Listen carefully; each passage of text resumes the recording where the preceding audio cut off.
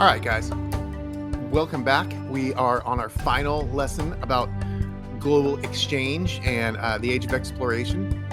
So let's get started.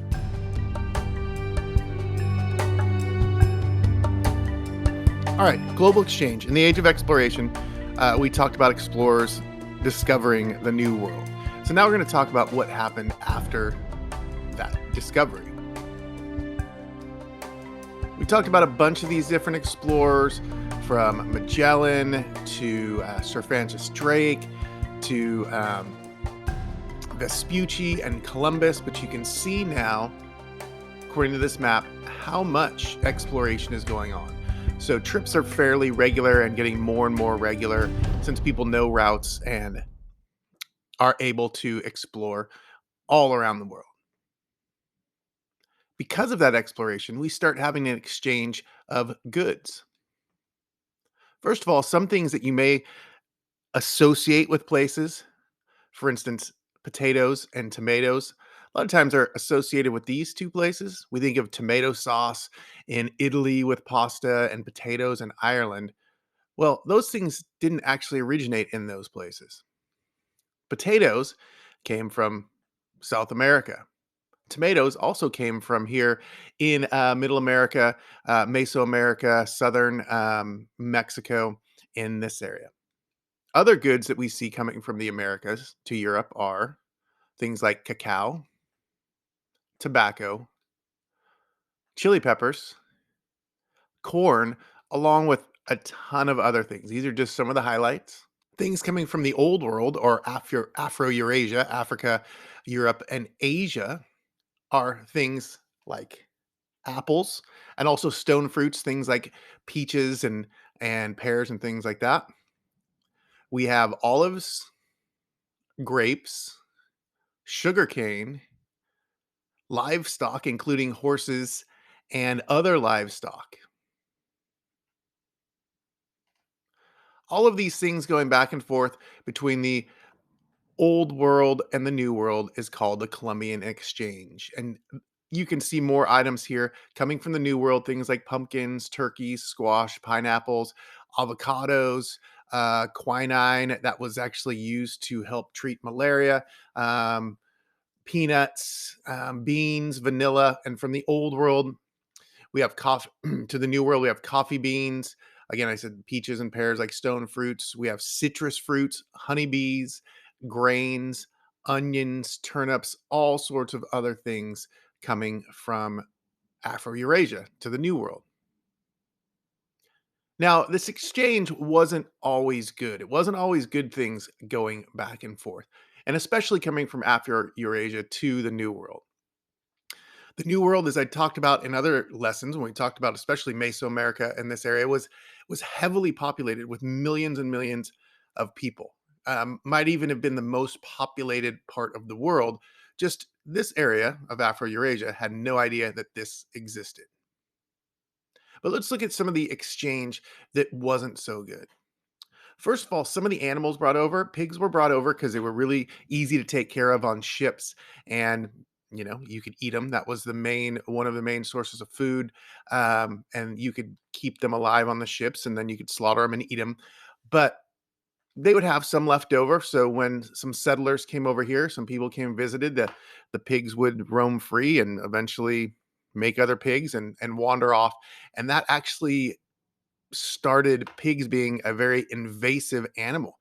Some of you might actually even hunt wild boar now. All of those wild boar and pigs and things came from these early explorers bringing those pigs over. And you know how destructive pigs can actually be, especially wild boars with different plants and different crops and things like that.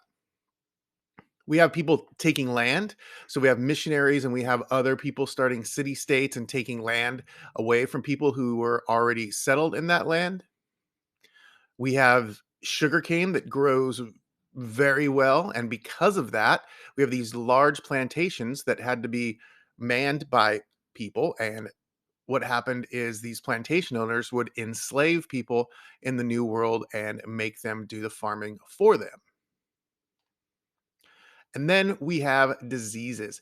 There was a disease, syphilis. It's a venereal disease that came from the New World to the Old World But the biggest impact of diseases were from the old world after Eurasia to the new world. Things like smallpox devastated populations, just the flu and colds and things like that.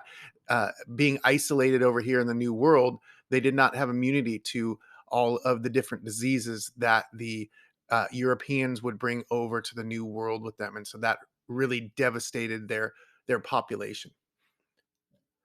So now we have something called triangular trade happening. So raw goods would come over from the New World to Europe. Europe would manufacture those goods and manufacture things like guns and take the wood and turn it into furniture and all sorts of other things, make different products. They would take those products down into Africa and trade guns and rum and other types of things to different either tribes in Africa or different slave owning entities in Africa and trade for enslaved people. Those enslaved people would be brought over from Africa to the New World. The reason why they were mainly brought over to the New World is because the indigenous people that were enslaved didn't fare very well, like I said, with the diseases. If they got, they were their populations were very decimated. So the African enslaved people that were brought over had, either lived through some of those diseases, had immunities, and were brought over to the New World for the sugarcane plantations, tobacco plantations, all sorts of different work. We're going to talk about that more in a minute, but we see this triangle of things happening. So raw goods coming from the new world to be manufactured in Europe, Europe taking manufactured goods and guns and trading for enslaved people in Africa and bringing those people over to the new world. So let's talk about slavery for a bit. Enslaved people were brought over in ships and packed together. They would pack as many enslaved people on the ship as they possibly could. They would have very little space to themselves on the ship. They would be packed in like cargo. And if you can see in this picture, they're just put below deck, kept below deck for the majority of the trip, which would take up to 2 months. And they would have very little food.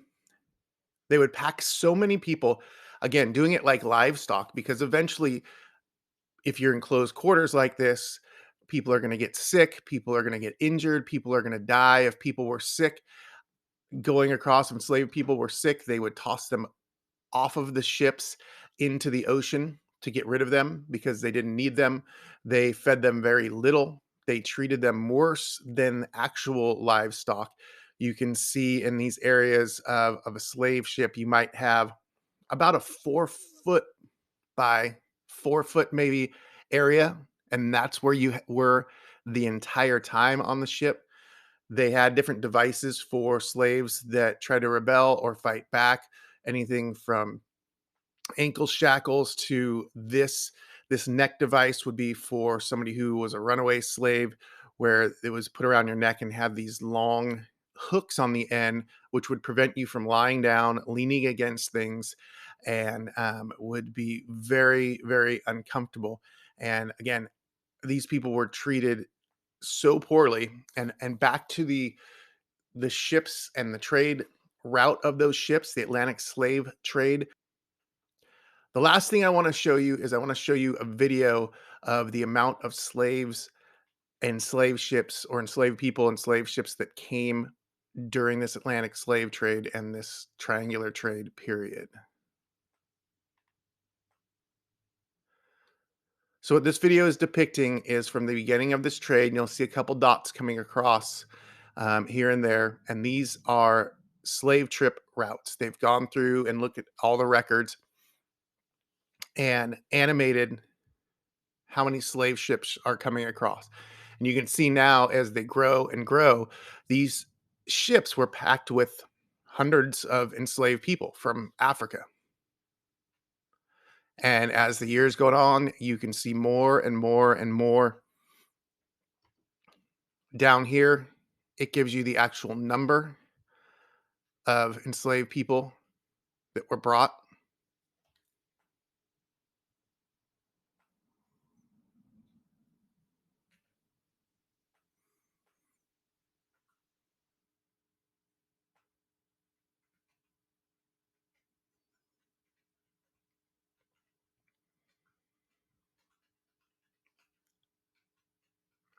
And again, these people had no choice to be brought over.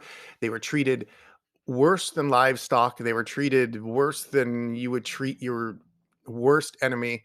They were looked at as not people, even though they are people or were people. And you can see the amount of people that were brought over to be enslaved in the New World.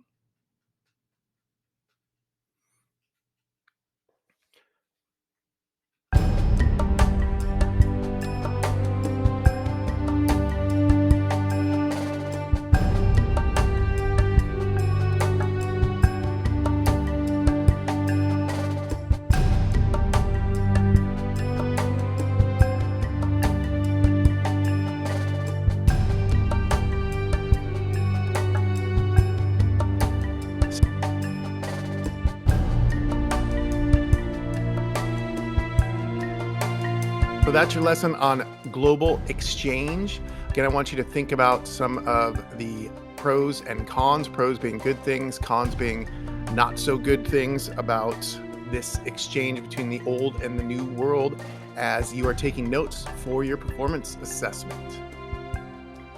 And that's the end of this unit. As far as lessons go, you still got some work to do, and we'll see you in the next unit.